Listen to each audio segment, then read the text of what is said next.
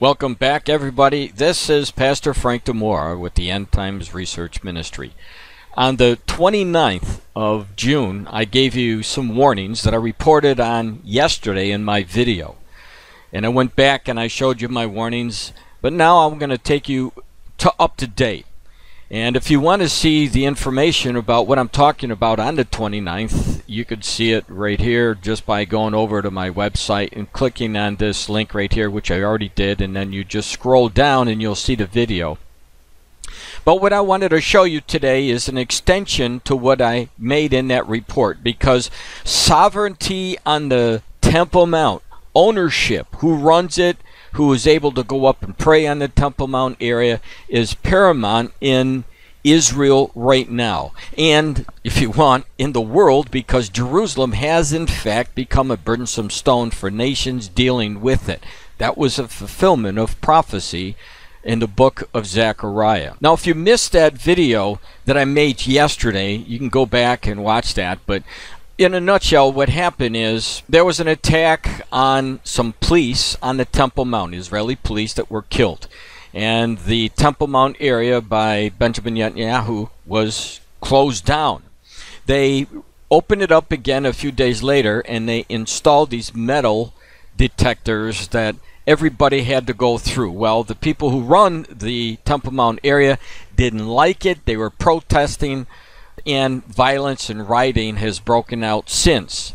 So the issue of sovereignty is one of the most important issues in Jerusalem right now, because it's going to be a powder cake that eventually is going to cause a major conflict. Either that or this dispute will be answered by the man of sin when he comes, and maybe through a covenant that we know of in Daniel 9:27 that is going to be confirmed by this Antichrist man, that maybe the sovereignty issue at that time will be resolved. We don't know yet, but one way or another, Israel, the Jews, are definitely going to have the same kind of access to the Temple Mount area as the Muslims do. And I've been showing you the footsteps that are leading to that. Now, as long as we're dealing with the sovereignty issue, which is so important, I want to just give you some information of what is being said in the news today coming out of Israel.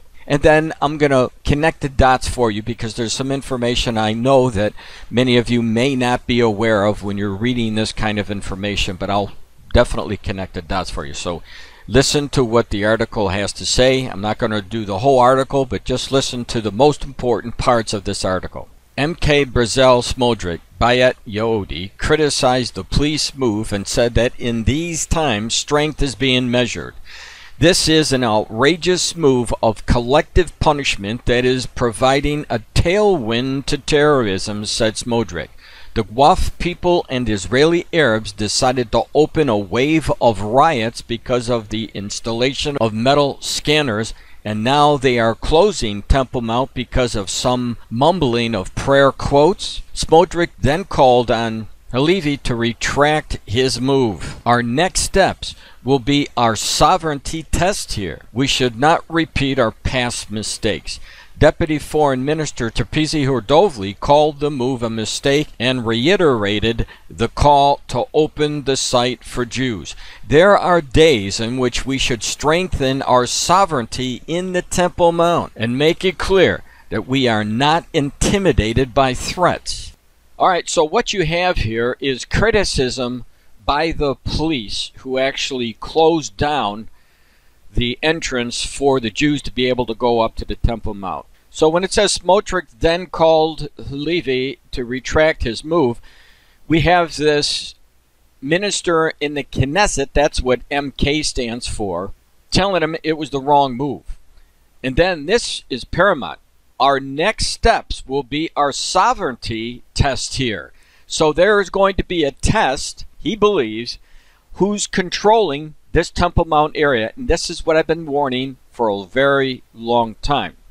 And then you have another MK who called the move a mistake and really wants to open it up to the Jews. Now, just so you know for sure who Halevi is, he is the District Police Commander Major General. And he is the one who actually closed it down. And this is who they're referring to. I call it back. Now look at this statement. Very, very important because it deals with the sovereignty. There are days in which we should strengthen our sovereignty in the temple and make it clear that we are not intimidated by threats. So over the years, if you've been watching my videos, I've been telling you you're going to have people that go into the Knesset, these MKs, that are going to be pushing for full access on the Temple Mount for the Jews. And that's exactly what we're seeing today. But there's more. Now the question many of you may be asking, why do they even have to strengthen their sovereignty?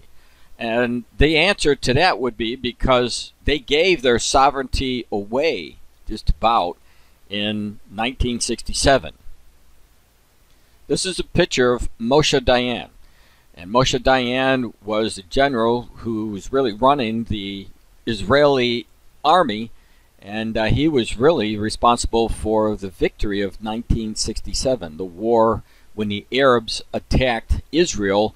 And it was at that time that Israel recaptured Jerusalem. They hadn't had it in their hands for almost 2,000 years. And in 1967, because of that war, it was the first time in almost 2,000 years that the Jews actually owned, again, the Temple Mount in East Jerusalem. So what happened, as you can see from this article that I just pulled up for you, the status quo was created at the end of 1967 war, when Moshe Dayan gave the Arabs administrative powers to conduct prayers in the Al-Aqsa Mosque and the Dome of the Rock. The Jews, Dayan envisaged, would suffice with the Western Wall. So one may think that after almost 2,000 years that they finally got Jerusalem back in their hands, why would Moshe Dayan allow the Arabs administrative powers to conduct prayers at the Al-Aqsa Mosque? And ever since 1967, nothing has changed up until recently, where the status quo is now being questioned. And I personally believe that the birth pangs that Jesus talked about are starting to really ratchet up. And this area is, as I said, a time bomb waiting to go off. So now Israel is trying to make establishment of sovereignty on that Temple Mount. They're going to have to, one way or another, because the prophecy tells us that the Jews are going to go up and they're going to sacrifice in the temple. So that means they're going to somehow get access, full access, to the Temple Mount. That's why this question about sovereignty on the Temple Mount is critical, especially in relation to prophecy and what's going to happen in the near future. If you have any questions that Israel is moving towards this sovereignty over the Temple Mount, take a look at this. This is from Aruch Shiva, July 18th, 2017. Ditchner, Waf sovereignty on Temple Mount ended Friday. Chairman Eva Ditchner of the Knesset Foreign Affairs and Defense Committee said on Tuesday, Israel is sovereign on the Temple Mount, period. The fact that the Waqf Muslim Authority became a sovereign on the Temple Mount ended last Friday. Interviewed by Israeli Public Radio, the former head of the Shabak, Israel Security Agency, said, with regard to the Temple Mount, it can be said that this is a question of policy regarding the site, which is not clear to the Palestinian side, but it is very clear to us.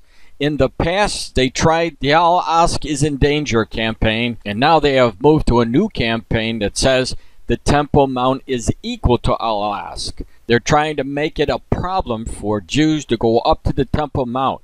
The Al-Aqsa Mosque is defined as the third holiest place in Islam, and just as no non-Muslims can enter Mecca and Medina, they want to do the same on the Temple Mount. But the Mount will be under the control of the Israel police. So what happens here, the more violence that the Muslims create on that Temple Mount to try to keep the Jews away and more Jews being harmed, the faster the complete sovereignty is going to be exposed to the Muslims. In other words, Israel will not tolerate what they've been going through, and eventually they're just going to overtake it, and that'll be it. And here's another one of those reports. This report came out today, July the 19th of 2017, again from the Jerusalem Post. PA calls on world to force Israel to remove Temple Mount metal detectors. Here's a photo of the metal detectors that the Israelis put up to keep people safe. So what I did is I took the most important parts in here. I'm just going to read those for you. It says, what is happening is gross aggression and a dangerous Israeli plan that will increase tensions in Jerusalem specifically and the region generally, explode the situation and ignite a religious war, he said. How many of you have come to my website and heard me over and over again telling you almost the exact thing that I just read in this paragraph from this news source?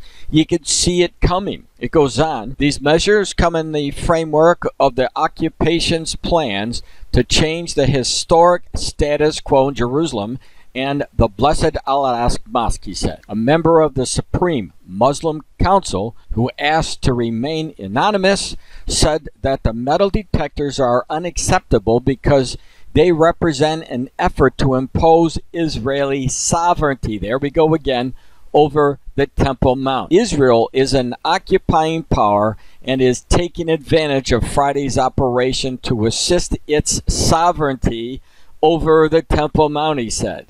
We need to push back against this step to deter Israel from taking additional steps to take over our mosque. So without a question, the sovereignty issue, the keg of dynamite, the fuse has been lit. So let's keep our eyes on Israel, keep our eyes even more focused on what's going on in East Jerusalem where the Temple Mount is. Here's the bottom line. This is a picture of the temple that's going to be rebuilt. And it is not a matter if it's going to be rebuilt, it's only a matter of when it's going to be rebuilt. These prophecies in Revelation chapter 11 verses 1 and 2, also in Daniel chapter 9:27, in Matthew 24:15, and 2 Thessalonians 2:4. In case you're new to prophecy, they all point to a third Jewish temple in the last days.